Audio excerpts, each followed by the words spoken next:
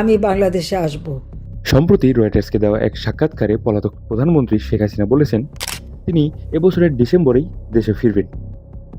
তার এই বক্তব্যের পর বাংলাদেশের রাজনীতিতে সৃষ্টি হয়েছে নতুন বিতর্ক এবং তার এই ঘোষণা শোনার পর তার এতিম নেতাকর্মীরা ফেসবুক জুড়ে হৈ হুল্লোড় শুরু করেছে।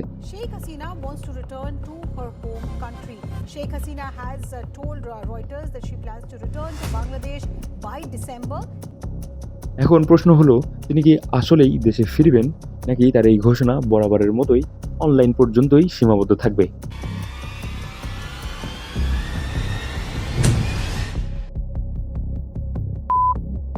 গত 2 বছর ধরে তিনি ভারতে পালিয়ে আছেন। এর মধ্যে বাংলাদেশে অনেক কিছু বদলে গেছে। প্রথমত ক্ষমতা বদলেছে, দ্বিতীয়ত রাজনীতির পরিবেশও বদলে গেছে। আর সবচেয়ে বড় কথা 2024 সালে জুলাই আগস্টের ঘটনাগুলো কিন্তু মানুষ এখনো ভুলে যায়নি।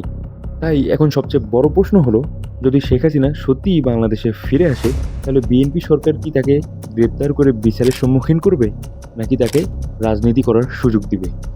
আজকের ভিডিওতে আমরা এই বিষয়ে চুলচেরা বিশ্লেষণ করব। ভিডিওটি সম্পূর্ণ দেখলে আপনি নিজেই বুঝতে পারবেন এই বিষয়ের বাস্তবতা কতটুকু। তাহলে চলুন ভিডিওটি শুরু করছি। তবে তার আগে এই চ্যানেল সাবস্ক্রাইব করেন।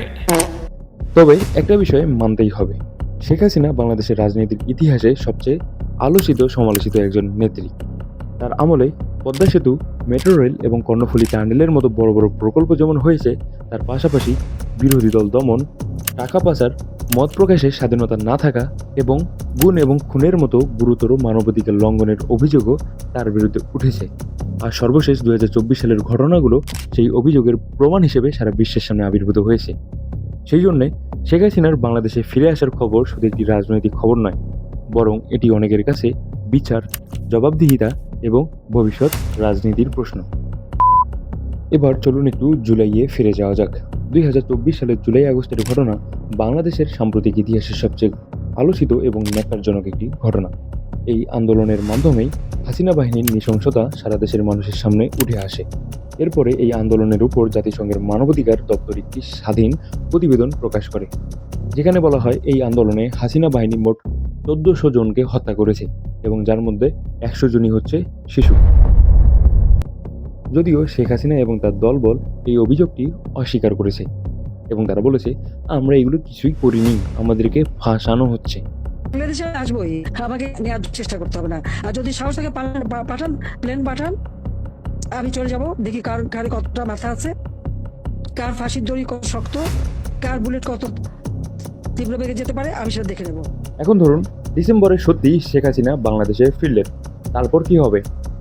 সোশ্যাল মিডিয়ায় অনেকেই বলছে বিমানবন্দর থেকেই তাকে গ্রেপ্তার করা হবে, আবার অনেকেই বলছেন যে না, বিষয়টা এত সহজ না। কিন্তু বাস্তবতা হলো কি ঘটবে সেটা এখন কেউই বলতে পারবে না। যদিও শেখ হাসিনার নামে মামলা আছে, কিন্তু আইনি প্রক্রিয়া কিভাবে এগোবে সেটা আদালত এবং সরকারের সিদ্ধান্তের উপর নির্ভর করবে। সরকার যদি চায় শেখ হাসিনাকে বিমানবন্দর থেকেই গ্রেপ্তার করে নিতে পারবে, আবার যদি সরকার চায় যে শেখ হাসিনাকে একটু স্পেস দিয়ে তাকে রাজনীতি করার সুযোগও করে দিতে পারে। তবে একটা বিষয় মনে রাখতে হবে, বর্তমান রাজনৈতিক পরিস্থিতি কিন্তু শেখ হাসিনার অনুকূলে আর নেই। ক্ষমতা বদলেছে, পাশাপাশি রাজনৈতিক সমীকরণও বদলেছে। ফলে শেখ হাসিনার দেশে ফিরে আসা এখন অনেকটাই জটিল হয়ে গিয়েছে। তবে এখানে সবচেয়ে গুরুত্বপূর্ণ প্রশ্ন হলো, ভারত কি শেখ হাসিনাকে এত সহজেই বাংলাদেশে আসতে দিবে? এর উত্তর সম্ভবত না। কারণ শেখ হাসিনা ভারতের জন্য শুধু একজন রাজনৈতিক ব্যক্তি নয়, তিনি ভারতের জন্য একজন অ্যাসেট। তাই ভারত যতদিন না দেখছে যে শেখ হাসিনার জন্য বাংলাদেশে একটি অনুকূল নিরাপদ পরিবেশ তৈরি হচ্ছে, ততদিন ভারত শেখ হাসিনাকে বাংলাদেশে আসার অনুমতি দিবে না। সব মিলিয়ে বিষয়টা খুবই গুরুত্বপূর্ণ। একদিকে ডিসেম্বরে শেখ হাসিনার দেশে ফেরার ঘোষণা, অন্যদিকে জুলাইয়ের ঘটনার তদন্ত, চলমান মামলা আর বদলে যাওয়া রাজনৈতিক বাস্তবতা। যদি শেখ হাসিনা সত্যিই ডিসেম্বরে দেশে ফেরেন, তাহলে সেটা শুধু একজন সাবেক প্রধানমন্ত্রী হিসেবে দেশে ফেরা হবে না, হতে পারে ডিসেম্বরেই বাংলাদেশে আরেকটি বড় রাজনৈতিক দুর্ঘটনা ঘটে গেল। এখন এই বিষয়ে আপনার মতামত কি? শেখ হাসিনা কি সত্যি দেশে ফিরবেন, নাকি অনলাইনে নেতাকর্মীদের একটু চাঙ্গা অথবা সক্রিয় রাখার জন্য তিনি এরকম একটা ফাঁকা বলি দিয়েছেন?